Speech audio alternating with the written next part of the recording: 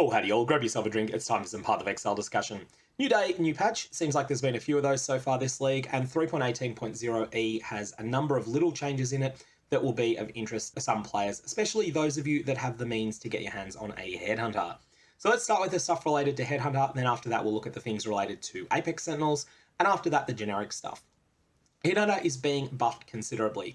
Now, 3.18 had rendered Headhunter considerably weaker than it had been throughout the game's history, and many players have come to the conclusion Headhunter was not really worth using.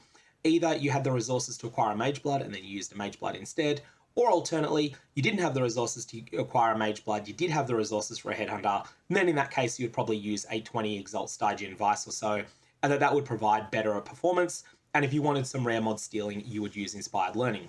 What GGG have done here is try to make Headhunter back at the sort of power level where it's seen as more of an alternative to Mage Blood, not an inferior substitute for it.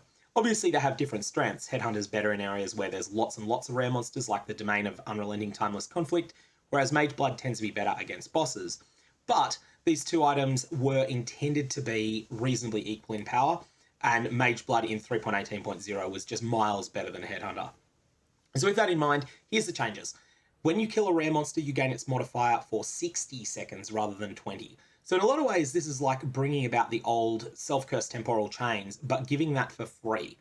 And that's going to apply to all existing Headhunters as well as newly sourced ones, whether they be in Standard, whether they be in the Sentinel League, and also is going to apply to the Replica Headhunter. Replica Headhunter's 20% chance to seize a mod from a magic monster will now be 60 seconds as well.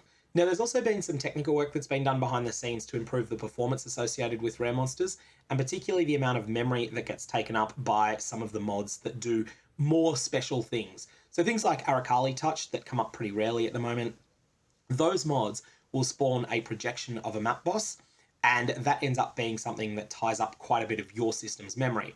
They've done some work on reducing the amount of memory that's used by these rare monster projections and other specific effects, with a goal that they no longer need to have some of the artificial anti-randomization features that were in the rare monster pool previously. So that means that where in the past you might have got 3 packs of toxic monsters, now you might see 2 packs of toxic monsters and 1 of flame striders, because there's now more variety than there was before. That is an indirect buff to Headhunter. Sentinel changes come next. So Apex Sentinels are getting buffed to be able to empower an additional monster, and they will also grant more rewards to rare and unique monsters. I think this could be really interesting to test out in the Maven 10-way invitations. You'll need a very strong character to do this. This is not something to mess around with. These things really fight back, but if you've got something that's capable of, taking down uber-duper bosses and stuff like that, you might find that Apex Sentinels in Maven 10 ways are now pretty juicy, especially if you get the Cosmic Apex Sentinels, I think they're called. The ones that can empower 5 monsters by default under the old system, so 6 now, and then you're able to kill all of these super juiced monsters. I think you'll find that you'll get some pretty solid extra rewards from these. Apex Sentinels did feel pretty good already, in my opinion, but they made bosses take a lot longer to kill.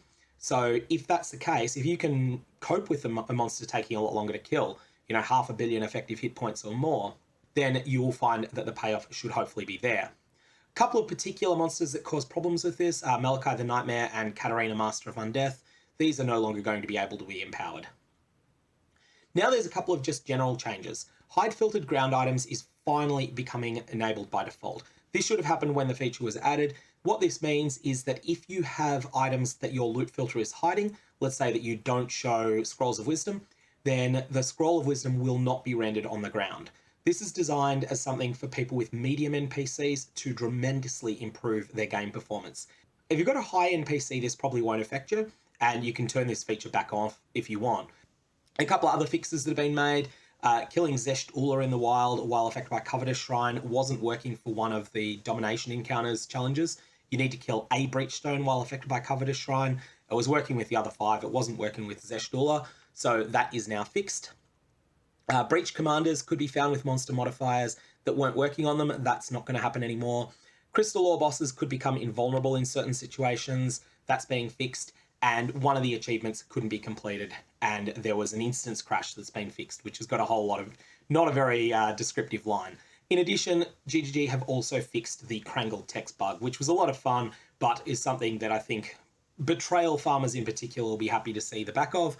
Now, this has already been deployed and does not require a server restart, but you will need to do a client reset. So you'll need to close Path of Exile and reopen it. And this has been live for about an hour at the time I'm recording this video. That's all I've got. May your Valobs have interesting results.